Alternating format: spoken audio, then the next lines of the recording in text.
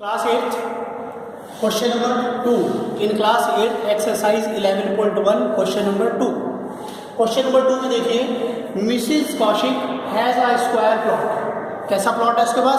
Square plot. Check करिए जो बाहर वाली डायमेंशन है 25 ईच डायमेंशन है. क्लियर? स्क्वायर है. अब क्या कहता है? Plot with the measurements as shown in the figure. She wants to construct a house in the middle of the plot. इस प्लॉट के मिडल में वो क्या बनाना चाहता है? बनाना चाहती है हाउस. देखिए बीच में बिल्कुल बीचों बीच हाउस है इसके.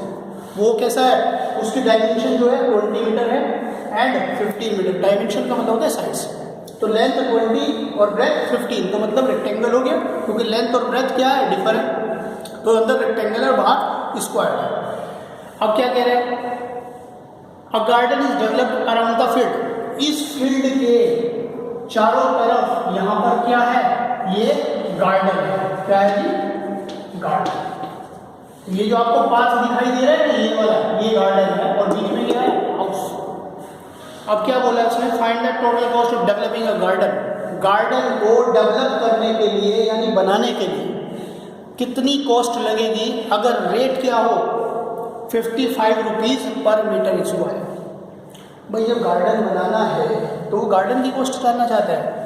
जब गार्डन बनाना है तो गार्डन में कुछ तो करेगा, वो फ्लावर्स लगाएगा, ग्रास उगाएगा, ठीक है, या फिर ब्रिक्स का यूज़ करेगा, वॉटेवर जो भी उसे करना है गार्डन में, उसके लिए वो खर्चा तो करेगा. अब खर्चा करेगा तो मान लीजिए हमने किसी एक मिस्त्री को बुलाया और उनसे कहा भाई हमें ऐसे से, या माली को बुलाया कि गार्डन बनाना है, ठीक. तो उन्होंने कहा हाँ जी बन जाएगा. तो पैसे कैसे लगेंगे भाई? उन्होंने कहा कि बाबूजी मैं 100 रुपीज़ पर मीटर स्क्वायर लूँगा. क्या लूँगा? 100 रुपीज़ पर मीटर स्क्वायर. यानी वो कैसे लिखते हैं? 100 रुपीज़ पर मीटर स्क्वायर, यानी 1 मीटर स्क्वायर पे 100 रुपीज़ लूँगा. मीटर स्क्वायर मतलब एरिया.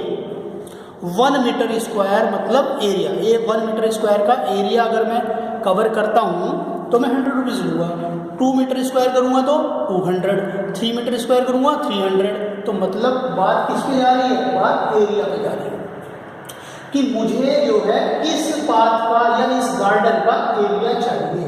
अगर एरिया मिल जाएगा तो इसकी मल्टीप्लाई मैं रेट से कर दूँगा तो मुझे पैसे पता चल जाएंगे कितने लगने वाले हैं. बात समझ में आई क्या?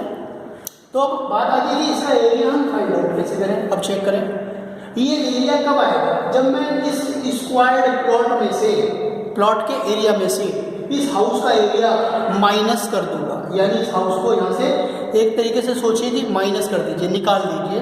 अगर इस हाउस को हम यहाँ से फिगर में से निकाल दें तो हमारे पास यही तो बचेगा बेटा, है ना. तो कैसे निकालेंगे भाई? प्लॉट में से एरिया प्लॉट के एरिया में से हाउस का एरिया माइनस कर दीजिए. That's it. अब प्लॉट का एरिया आपको पता है क्योंकि डायमेंशन पता है, प्लॉट हाउस का एरिया भी पता है आपको, डायमेंशन पता है. तो कैसे करना देखिए, जो आपको यहाँ पे चाहिए ना इसका area of garden. Area of garden हमें चाहिए. एरिया ऑफ गार्डन वो क्या होगा? इक्वल्स टू एरिया ऑफ, बड़ा कौन है? प्लॉट या house? Area of plot minus area of house. Area of house. अब एरिया ऑफ प्लॉट, प्लॉट कैसा है? स्क्वायर्ड. तो एरिया ऑफ प्लॉट के लिए कौन सा फॉर्मूला आएगा? Side square. ठीक है, प्लॉट स्क्वायर्ड है तो एरिया ऑफ स्क्वायर आएगा minus area of house. House कैसा है? रेक्टेंगल. तो ये क्या होगा? L into B. It is clear और नॉट? अब साइड कितनी है प्लॉट की? 25. बहुत ध्यान से करना है क्वेश्चन को, क्योंकि हमारा पता होना चाहिए कि प्लॉट स्क्वायर्ड है और ये रेक्टेंगुलर है. तो रेक्टेंगुलर है तो फॉर्मूला एरिया का रेक्टेंगल का और यहाँ पर स्क्वायर का area minus L into B. House का एरिया 20 into 15 हो गया.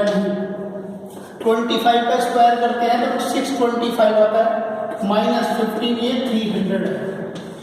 ठीक है, 625 में से 300 माइनस करेंगे तो 325 मीटर स्क्वायर रिमेनिंग. ये एरिया किसका है? Area of garden. Area of garden है 325 मीटर स्क्वायर. क्लियर है?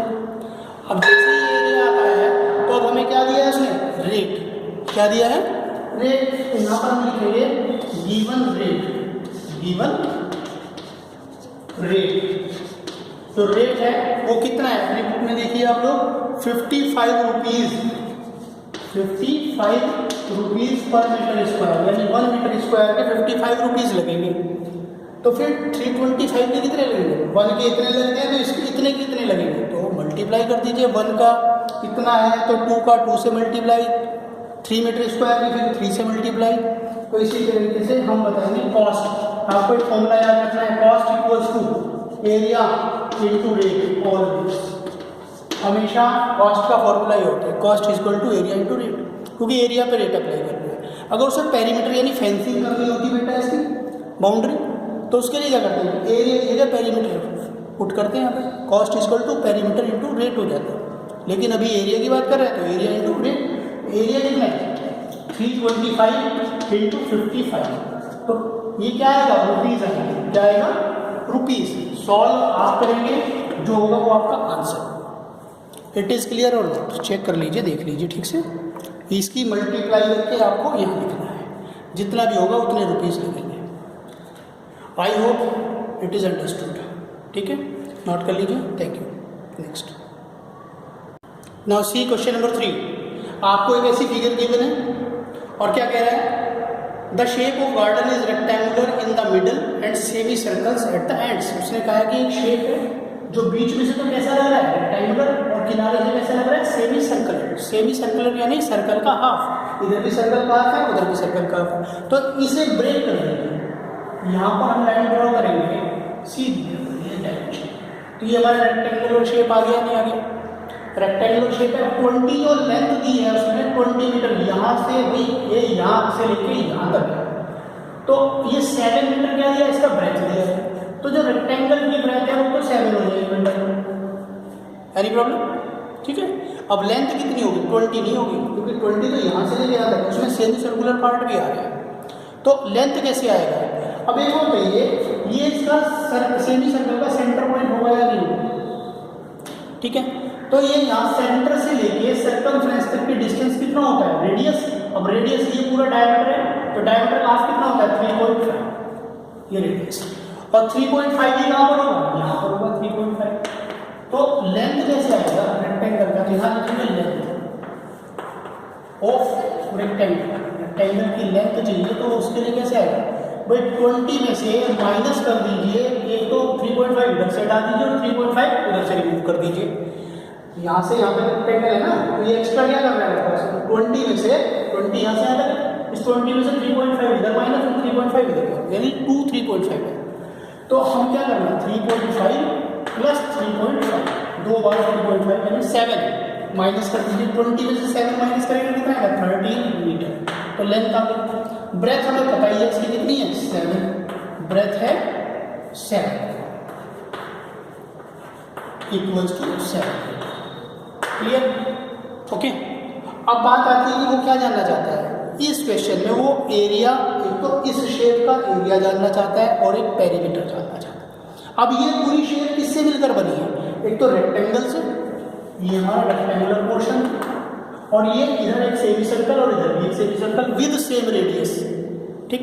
अगर इन दोनों सेमी सर्कल को ऐड कर दें तो एक सर्कल बनेगा, नहीं बनेगा, क्लियर। एक तो सर्कल का एरिया प्लस रेक्टेंगल का एरिया कर दीजिए टोटल एरिया। तो यहाँ पर हम क्या करेंगे, टोटल एरिया ऑफ शेप, जो शेप है उसका टोटल एरिया होगा एरिया ऑफ रेक्टेंगल प्लस, अब यहाँ पर क्या करना है, या तो बच्चों एरिया ऑफ सर्कल कर दीजिए 1 सर्कल, या फिर 2 into area of semi circle कर दीजिए। सेमी सर्कल का ट्वाइस करेंगे तो सर्कल ही आता है, तो हम डायरेक्ट सर्कल करने जा रहे हैं। Area of circle, area of rectangle क्या होता है, और एरिया ऑफ सर्कल क्या होता है, पाई आर स्क्वायर होता है रेडियस, ठीक। रेडियस मैंने भी आपको बताया कितना है 3.5, तो एल इंटू बी देखिए कितना है, एल कितना है 13 इंटू 7 ब्रैकेट में रखिए, ये 7 उसमें ऐड ना हो जाए, पाई 22/7, या फिर वैल्यू गिवन है आपको क्वेश्चन में, वैल्यू नहीं गिवन है 22/7 इंटू रेडियस कितना है 3.5 into 3.5, radius r into r तो होता है आर स्क्वायर। यहाँ पर इस 7 से इसे कैंसिल करेंगे तो 0.5 आएगा, ठीक है। इसके बाद क्या करना है, 13 इंटू 7, 7 3 जा 21, कैरी 2 और ये 91 हो जाएगा माइनस। अब यहाँ पे क्या करना है, 0.5 एंड 3.5 है, तो उनके लिए हम इसे एक बार और लिख सकते हैं, डेसिमल कैंसिल कर देंगे यहाँ से और अपॉन में 100 में चलेंगे, यहाँ से डेसिमल कैंसिल, यहाँ से डेसिमल कैंसिल, तो 2 जीरो नीचे होनी नहीं होगी। ठीक, इसे सॉल्व आप करेंगे, सॉल्व करने के बाद जो आंसर आएगा वो आपका क्लियर, वो आपका एरिया होगा इस पूरी शेप का। इसके बाद देखिए इसकी पेरीमीटर, इसे नोट कर लीजिए। इसके बाद पेरीमीटर देखिए, सी पेरीमीटर मतलब जो इसकी बाउंड्री है उसका सम। अब देखिए हमें पता है यहाँ से लेके यहाँ तक लेंथ है और यहाँ से लेके यहाँ तक है, तो ये लेंथ 20 है, तो ये भी 20 होगी। रेक्टेंगल में अपोजिट साइड्स इक्वल होती है, ठीक है। अब ये कौन है, इसे कैसे मेजर करें, ये सेमी सर्कल का सरकमफ्रेंस, यानी जो सर्कल होता है ना हमारे पास, ये सर्कल, ये सरकमफ्रेंस होता है, बाउंड्री इसकी सरकमफ्रेंस, इसी को हम पेरीमीटर भी बोल सकते हैं, ठीक है। तो टोटल लेंथ होती है 1 राउंड की। तो अगर हम इसे बीच में से, ये पूरी जो होती है 2 पाई आर होती है, अगर हम इसकी पूरी की बात करें तो ये 2 पाई आर होती है, ये पूरी लेंथ सरकमफ्रेंस।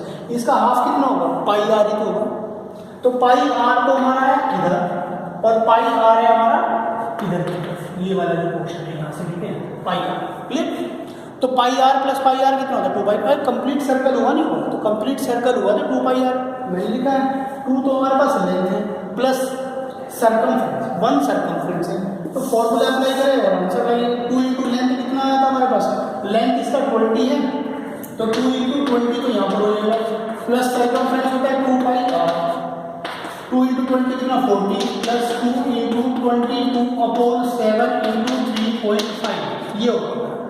डेसिमल कैंसिल करके 10 कर दीजिए और इससे 7 5 या 35, इस 5 से कैंसिल दीजिए 2 जा 5 2 जा 10 और इस 2 से कैंसिल कीजिए 11 टाइम्स, तो 40 प्लस 22, 11 की 2 से मल्टीप्लाई 22 होगा, तो कितना होगा 62 मीटर, और ये होगा आपका आंसर। मीटर स्क्वायर मत कर देना यहाँ पर, क्योंकि ये पेरीमीटर है, पेरीमीटर मतलब टोटल डिस्टेंस होता है, ठीक है, तो ये मीटर। इस तरीके से आपका आंसर आ जाएगा। अच्छे क्वेश्चन है, ये भी क्वेश्चन अच्छा है, इससे प्रीवियस क्वेश्चन भी अच्छा था, इंपॉर्टेंट क्वेश्चन है, ठीक है।